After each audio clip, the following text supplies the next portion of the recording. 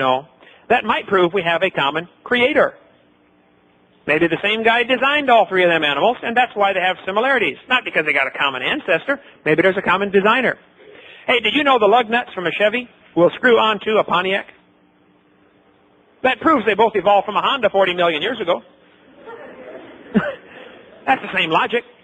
In the textbooks, they're going to say, boys and girls, we know that we came from the same animals as these other animals. We have a common ancestor because the baby, as it develops inside the mother, the baby has gill slits.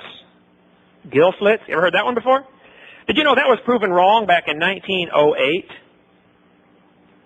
The human baby does not have gill slits. It's got little folds of skin. They call them vestigial organs. No, they're not vestigial gill slits. They're just folds of skin. Each one develops into a different part of the hearing and respiratory tract. It's got nothing to do with breathing. Hey, I've seen some fat folks that got 4 or 5 chins. They can't breathe through any of them except the top one. No, those are not gill slits. And that was bad science. That ought to be taken out of the textbooks. That was proven wrong in 1908. Ernest Haeckel, the forerunner to Adolf Hitler and Nazism, is the guy who invented that thing about the gill slits, and it was proven wrong back in the early 1900s.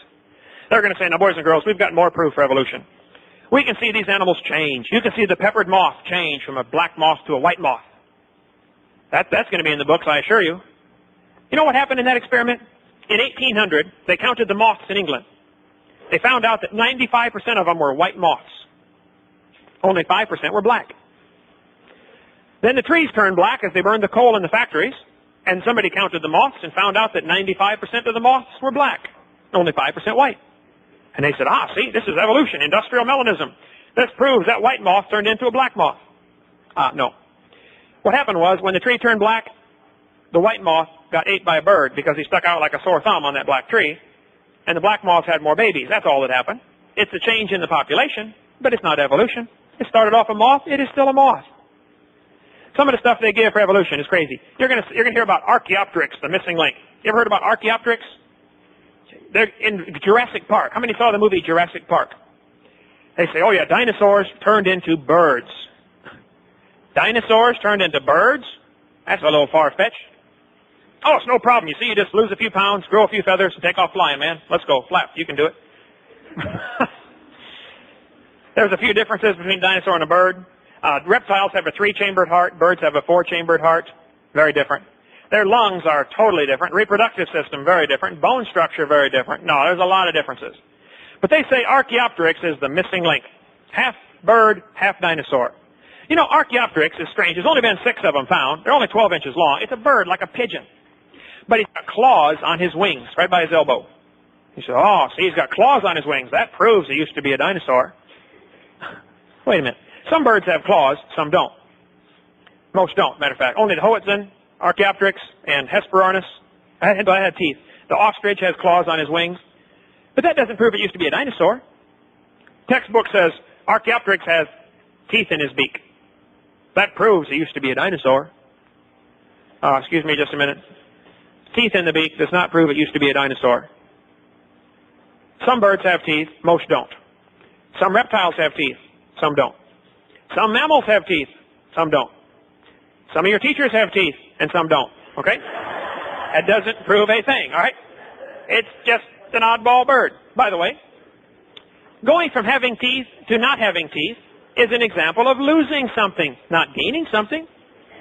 You know, they told me when I went to high school, man used to have a tail, but we lost it because we didn't need it. I thought, didn't need it. Have you ever thought how handy a tail would be? Have you ever come to the door with 2 sacks of groceries? Wished you had some way to open that door? That'd be nice, man. Grab your tail and wrap around that door and let yourself in. Have you ever been driving down the highway and wished you had something to tune the radio knob or hold that can of Coke for you? It'd be a little harder to get your britches on. They'd have to put another zipper or something, but somebody could figure that out. Lost it because we didn't need it. Come on. That's not evolution. That's not science. That's crazy. All the evidence is that they give. Evidence from the fossil record. You know they don't find any fossil missing links. 0, none. That's why they've got a new theory now called punctuated equilibrium, which means maybe a dinosaur laid an egg and a bird hatched out of the egg. That's why we don't find the missing links, because evolution happened so rapidly, none of the fossils were preserved. Hold it. What you're saying is because we don't find any proof, that proves it? Try that one in a court of law. Judge, we can't find any proof, therefore we know he's guilty. That's what punctuated equilibrium says. They're admitting there is no fossil evidence. But see, folks, the thing that concerns me the most, I guess, which of the views you choose to believe in, creation or evolution, is going to determine many, many, many things about how you behave. Your whole view of life, decisions that you make on what's right and what's wrong,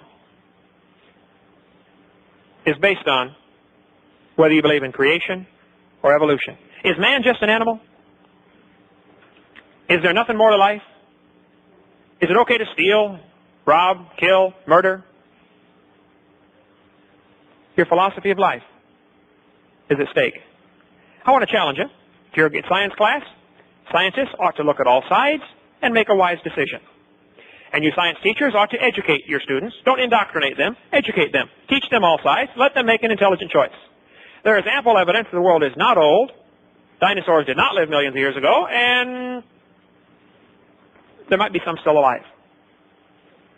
So tonight, if you want to come, 7 o'clock tonight, First Baptist Church, right around the corner, is my last session. Everybody, every visitor, if you haven't been there yet, you can come tonight and count as your own first visitor. Every visitor is $5 off of any of my videotapes. And I got lots of videotapes. I got debates from universities on videotape. If you want to get some of the videotapes, I got some here someplace. No limit, every visitor, $5 off. And I got stacks and stacks of them there. We'll give you as many as you want. Bring 100 visitors and get a whole bunch. I just want to help challenge you and encourage you. Folks, you need to look at this properly and say, wait a minute. Maybe we were created. Well, then maybe that creator has some rules to live by. Maybe so. You better find out what they are and be doing them. All right. Well, thank you so much for having me. And you the boss here in charge of this? Great. Thank you so much.